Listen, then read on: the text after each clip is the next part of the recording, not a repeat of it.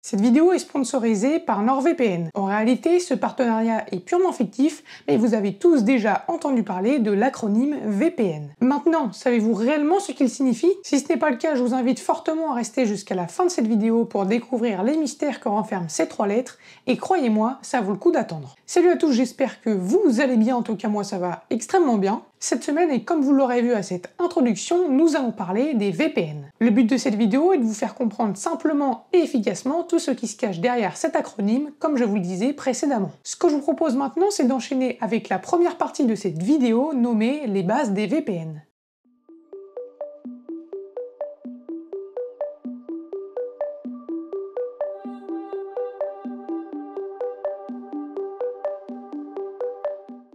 Pour commencer, un VPN ou réseau privé virtuel est un outil qui vous permet de créer une connexion sécurisée entre votre appareil et un serveur distant. Cette connexion sécurisée est établie grâce à un processus de cryptage qui agit comme un langage secret entre votre appareil et le serveur distant. Si vous n'avez pas bien compris, je vous propose maintenant de vous expliquer ça plus précisément. Imaginez que votre ordinateur et un ordinateur distant tiennent une conversation secrète. Pour que personne d'autre ne puisse comprendre ce qu'ils disent, ils utilisent un langage secret appelé cryptage. C'est comme si les mots étaient transformés en énigmes que seuls ces deux ordinateurs peuvent résoudre. Parmi les protocoles couramment utilisés pour ce cryptage, on retrouve le SSL-TLS. C'est un protocole de sécurité qui crée une connexion cryptée entre votre appareil et le serveur VPN. Nous avons également le PPTP qui crée un tunnel sécurisé entre votre appareil et le serveur VPN, exactement comme une ligne de communication privée. Ensuite, nous avons le L2TP qui fonctionne en encapsulant vos données dans un conteneur sécurisé pendant leur transfert entre votre appareil et le serveur VPN. Pour finir là-dessus, on se retrouve avec le protocole OpenVPN qui, comme son nom l'indique, est un protocole open source et qui est considéré comme l'un des protocoles les plus sûrs disponibles. Pour ce qui est du fonctionnement d'un VPN maintenant, imaginez-le comme un intermédiaire entre votre appareil et Internet. Au lieu de vous connecter directement au site web ou au service en ligne que vous utilisez, vous vous connectez d'abord à un serveur VPN. Ensuite, ce serveur effectue les demandes pour vous, et tout ça de manière sécurisée. Maintenant que vous avez à peu près compris comment fonctionne un VPN, parlons des raisons pour lesquelles vous pourriez être amené à vouloir en utiliser un. Pour commencer, la protection de la vie privée est l'une de ses principales raisons. Avec toutes les menaces en ligne qui existent de nos jours, je trouve qu'il est vraiment très important de garder ses informations personnelles en sécurité. Et honnêtement, je pense qu'un VPN peut jouer un rôle très important dans cette protection, sachant que plus de 40% des cyberattaques visent les données personnelles. En plus de ça, les VPN renforcent la sécurité de vos données. Par exemple, quand vous vous connectez à un réseau Wi-Fi public, que ce soit dans un café, à l'aéroport ou encore dans un centre commercial, vos données peuvent être vulnérables aux attaques. Et en théorie, tout le monde vous a déjà dit d'éviter de vous connecter à ce type de réseau au moins une fois dans votre vie. En utilisant un VPN, vous chiffrez vos données, ce qui rend beaucoup plus difficile leur interception par les pirates. Les VPN sont également utiles pour contourner la censure en ligne. Dans certains pays, l'accès à certains sites web ou contenus est restreint. Je pense notamment à la Russie du fait des dernières actualités du pays, mais autrement il y a des dizaines voire des centaines d'autres pays touchés par une censure. Si vous êtes concerné et que vous souhaitez contourner tout ça, eh bien en vous connectant à un serveur VPN dans un pays où ces restrictions n'existent pas, vous pouvez accéder librement à Internet sans limite artificielle.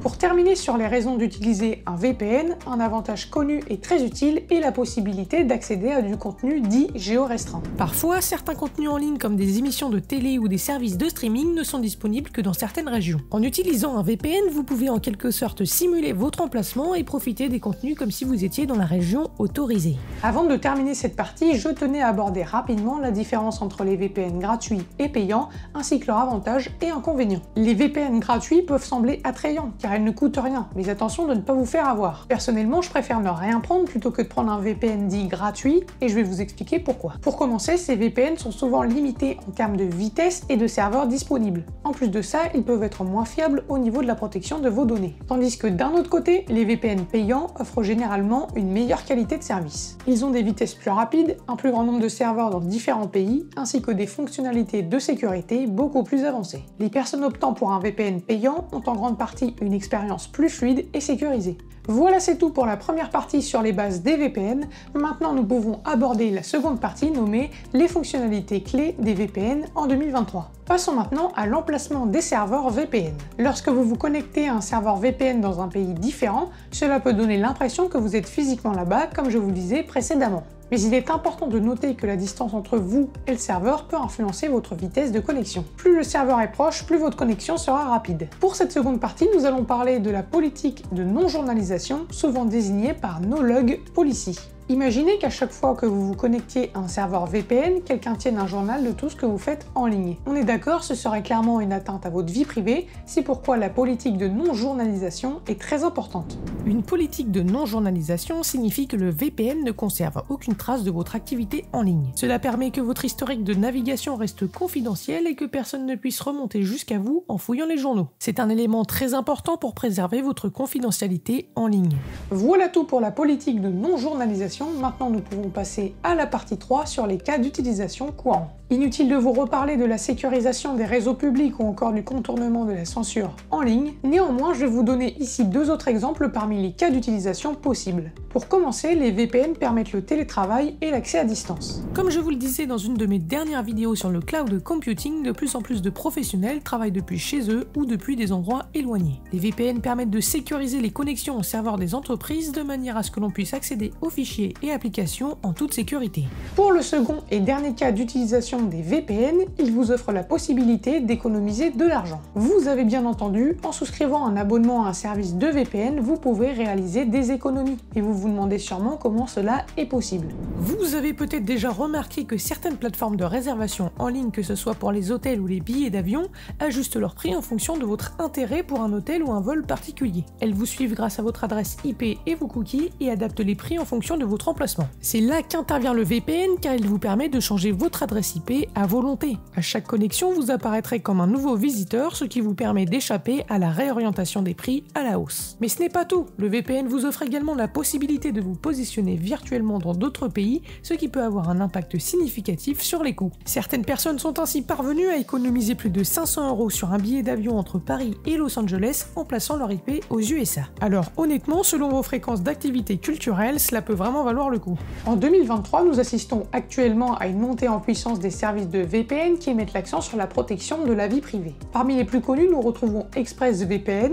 NordVPN ou encore CyberGhost VPN. Mais si les VPN mettent l'accent là-dessus, ce n'est pas pour rien. Les utilisateurs sont de plus en plus soucieux de la sécurité de leurs données en ligne. Les VPN axés sur la confidentialité offrent des fonctionnalités avancées comme les politiques de non-journalisation, comme je vous le disais précédemment. Pour continuer sur l'évolution des VPN, parlons maintenant de l'intégration de nouvelles technologies. Les fournisseurs de VPN intègrent de plus en plus les technologies de pointe pour renforcer la sécurité de leurs services. En 2023, l'utilisation de la technologie blockchain est devenue une tendance émergente. La blockchain est une technologie de stockage de données sécurisée et transparente. Chaque action effectuée sur la blockchain est enregistrée dans un bloc qui est ensuite ajouté à une chaîne de blocs. En plus de l'intégration de la technologie blockchain, les fournisseurs de VPN adoptent également d'autres technologies pour améliorer leurs services. Parmi elles, on retrouve l'utilisation de l'intelligence artificielle et de l'apprentissage automatique. Cela permet de renforcer la sécurité des VPN et de surveiller en temps réel les activités suspectes ou les tentatives d'intrusion.